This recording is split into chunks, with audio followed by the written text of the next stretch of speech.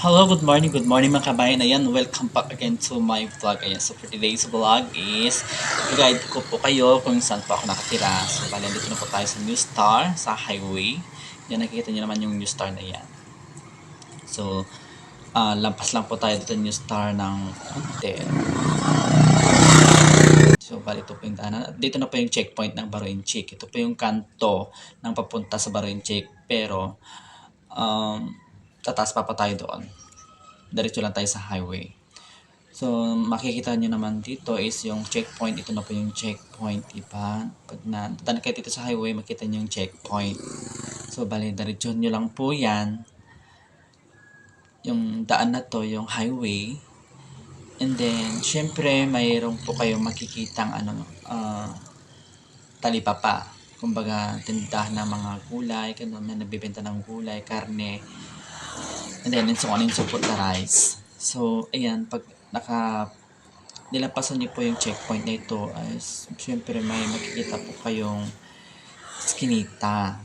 So, ito na po yung iskinita na makikita nyo. Ito yung yung talipapa na sinasabi ko, yung tinda ng mga gulay. So, ayan po. So, bali, papasukin po natin tong iskinita na to. May kikita pa yung puno yan. So, papasukin po natin yung iskinita na to. Yan. So, ito yung papasok na papunta sa aking tinitirahan. So, bali malapit na malapit lang. Kumbaga, bungad lang po ako dito sa Baroenchik na to. At syempre, ang maganda dito, hindi po siya bahain. At like dati yung tinitirahan ko pag umulan, medyo bumabaha na yung aking sala sa terrace. So, yan. Nate, good morning.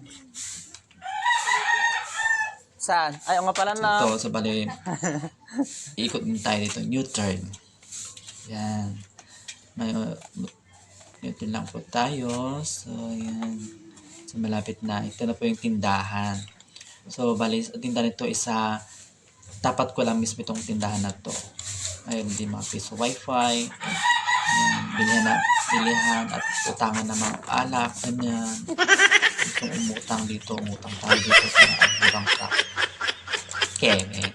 So, ito yung bintana ko. So, hindi siya napinturan. Balak ko parang pipinturan to para gaganda kasing ganda. Ito po yung gate. At siyempre hindi ka basta-basta makakapasok dito. At safety. So dito na po tayo sa loob. Yan. So pinasok po natin ang aking tinitirahan. Ang aking munting mansion. Yan. So, di ba? Napakasimple lang siya pero in fairness, nagustuhan ko siya kasi mababala yung bayad Ako dito. sa bahay ngayon. Ayan, so, alam nyo na kung saan na kayo pupunta. Kung gusto nyo akong bisitahin dito sa aking tinitirahan, malapit lang. So, ano na? Ano ngayon? Tara na. No, gana yes.